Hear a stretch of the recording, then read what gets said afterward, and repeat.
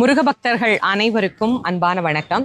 கந்தசஷ்டியினுடைய 4வது நாள்ல திருச்செந்தூர்ல இருந்து உங்கள் அனைவரையும் சந்திக்கிறதுல மிகவும் மகிழ்ச்சி அடைகிறேன்.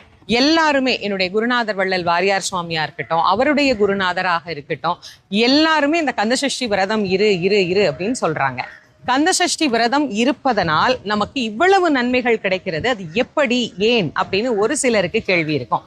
கந்த புராணத்தை கொஞ்சம் சுருக்கமா நாம சிந்தனை செய்யலாம். சூரபதுமன், சிங்கமுகன், தாரகாசுரன் கடுமையான தவம் செய்தார்கள்.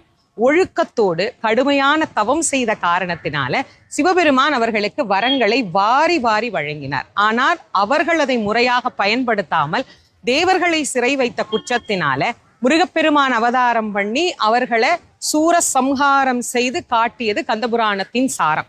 அந்த நிகழ்வை தான் நம்ம கந்தசஷ்டி விரதத்தினுடைய மையமாகவே வச்சு நம்ம கொண்டாடிட்டு இருக்கிறோம். சிவபெருமான் ஏன் அசுரர்களுக்கு வரம் கொடுக்கணும்? வரமே கொடுக்காம இருந்திருந்தா